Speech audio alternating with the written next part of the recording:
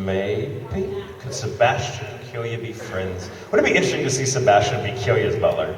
Oh, Lord. Some part of me feels, not that Killia really needs a butler, because he's pretty awesome anyway, right? Killia's as close as you can be to a demon and still human. So there's that. But I don't know, I kind of have this fan theory that Killia is like an earlier iteration of Sebastian. Like he's Sebastian, it's just a fan theory. It's not canon, it's not canon. There's probably 1,000 ways to refute it, don't hold me to it, but I just thought I liked it. In my imagination, Killia is Sebastian as a young child. Aww. Weirdest response ever when talking about a demon. We're like, oh, demons are so adorable when they eat your soul. No. You, sir, standing up in the back with the blonde hair and glasses. Sir Hammerlock from Borderlands 2, yes? Anyone? So when I came in, my very first session as Sir Hammerlock, I hadn't worked with Anthony Birch and the gang before. It was recorded out at Okatron, which is Chris Sabat's studio, and I knew him quite well. But everyone else, the producers and stuff on Borderlands, were new to me, so I was a little nervous. I'm always a little nervous when I'm working with new people, because you never know how that dynamic is going to work out. And you hope, well, I just hope I don't screw it up. And I walked in, and they showed me his original design, which was very different than what he looked like in the game. He actually looked a bit like Matt Smith's Doctor. Now, I'm a big Doctor Who fan, for those of you. I particularly love Matt Smith. So when I walked in, and Anthony's first words to me were like, so he's kind of like, are you a fan of Doctor Who at all? I'm like, whatever you're about to ask me, I've totally got this. And true story, Hammerlock started as kind of a minor character. He was only going to be in a couple of scenes, and I was happy for the work because it was fun, and it was a big, ridiculous voice. But at Okatron, you're recording, at least in their old setup, you're recording in one room, and the control room is here, and they're separate rooms, and there's a video feed, so they can see everything you're doing, and you can kind of see on your monitor their reaction in the control room. It's kind of disconcerting sometimes, especially when they don't have their mic on, and you do a take, and all you see is...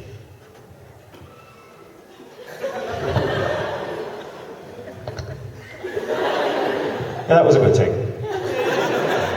So I'm recording Sir Hammerlock, and I tend to flail when doing that voice because it just sort of comes out like this, you know, and you notice I'm kind of animated anyway.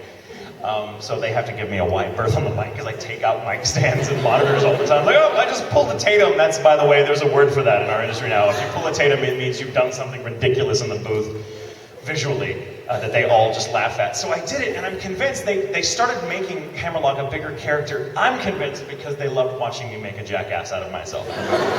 And so eventually he became one of the quest givers, and I was like, oh my god! Hammerlock was the first character that kind of propelled me to this new level of fandom, because video games are huge, of course. Borderlands 2 was huge. Great game, by the way.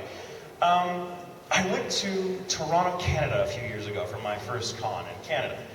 Which is a lovely experience, by the way. They're all so nice.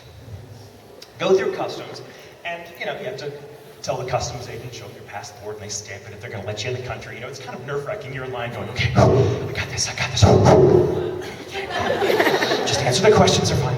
The worst they can do is put you back on that plane. It's nerve-wracking.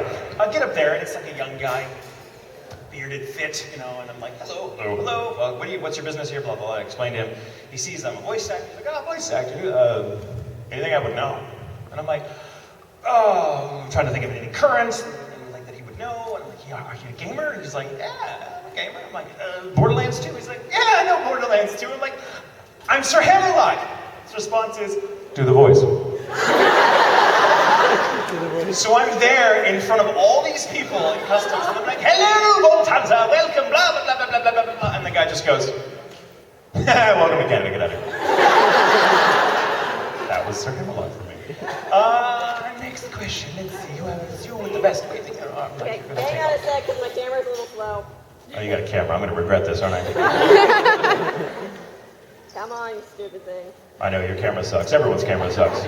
I've never heard someone pull out their phone or camera and go, I love my phone. I love my camera on my phone. It does exactly what I want to every time. Everyone goes, God, Jesus, come on! Every time. Okay. Go on. So, Tales of Xillia 2. Yeah.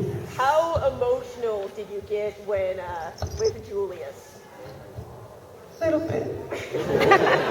He's not an emotional guy. He keeps it inside. I mean, I get kind of like... Well, yes, but he freaking died. Not my first rodeo. I don't care. Spoilers, by the way. That's only in one iteration. He might live in others. You have to play the game. I always get emotional. It was my first time recording in LA, so it was a great experience anyway. And then we get to that point, and I'm like, you know, it's exciting. I love it. I loved it. I got to work with Wendy Lee, who was Faye in Cowboy Bebop. She directed me on that, which was really awesome. So, let's see. What? Oh, thank you. Who said that? I'm a representative of Wendy Lee, and she officially loves you. Well, that's good to know. I'm glad I made a good impression on her. You, darling, with the red and black flannel. I love how whenever I pick on someone and I describe them, they go, "Is that me?" Yes, that's me. It's my favorite thing that y'all do. Go ahead. All right. This is kind of serious. Might tell me later. I don't know. Bring the room down. I don't care. I have this like written down here. So I was wondering if there was like a moment where you failed almost, like you were so down during your occupation and you're sad and like very depressed and stuff. Oh, one more thing. Could you speak in your Sebastian voice? Could you like speak in your Sebastian voice? Can you talk about depression as Sebastian? That may be the weirdest thing I've ever been asked to do. I will answer partly in Sebastian. It's so serious. I think, yes, I'm prone to depression. I think a lot of people are. Life is complicated and things sometimes don't go right. And you go, I'm crap, I'm nothing, people hate me. It's like we've all, like even as an adult, we've all been a kid at some point when like your parents or your grandparents or your friends or somebody or everyone's mad at you and your world is over. So you cry, and you cry so ugly that afterwards, like, you just kind of sit feeling sorry for yourself and you're on your bed or wherever and going, nobody loves me. I used to do that as a kid. I'd go through this whole line of everyone that didn't love me. It's ridiculous. I was such a dramatic kid. Like, nobody loves me. Not the dog. Not the mailman. not the cat up the tree. He likes me. No, he hates me. Like that's, yeah. And sometimes you just feel like as an actor, part of the appeal of being an actor is because you can kind of get out of your own skin for a little while at least. And then, you know, kind of not turn away from your own problems, but at least kind of give them a break from ruling your day. Because some problems are just always going to be there. You know, you can think about them all day and dwell on them. It's not going to change. You just have to make your peace with them and process the fact that they're just always going to be there. I'm always going to have bad days. I'm always going to have days where I come home and feel like, what am I doing? I'm not. This is crap. I'm a fraud. I'm a fraud, or I'm this, or I'm that, you know, or whatever. I mean, I'm almost 40 years old. I have 40 years of regrets to look back on. But I also have almost 40 years of good things to look back on, and it just depends. I've noticed when I am feeling really down, it's important to pay attention to who you're surrounding yourself with, at least for me. I notice if I'm around people who have the wisdom to console without presuming to give you advice. Because the thing is, when you're suffering from depression, and I don't know who invented this metaphor, but it's the best one I've discovered for it. When you're suffering from depression, and we all do at some point, some people clinically, and some people need help, professional help, to get out of it. But when people try to, you know, well-meaning friends and loved ones try to kind of pick you up, it's kind of like you're saying, yeah, all my fish are dead. And their response is, well, let's go find them. They're just lost. They're not dead. They're just lost. Let's go find your fish. And you're like, no, they're dead. They're like, no, they're not dead. Fuck up. Be positive. They're probably hiding behind the couch over here. And you're like, they're fish. Even if they were alive, they're not going to be behind the couch. What's wrong with you? So it's hard.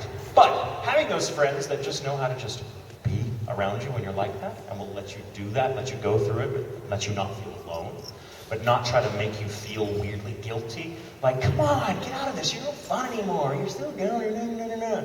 Surrounding yourself with people that have the patience to just wait it out with you and be there on the shore, waiting for you when you finally come in.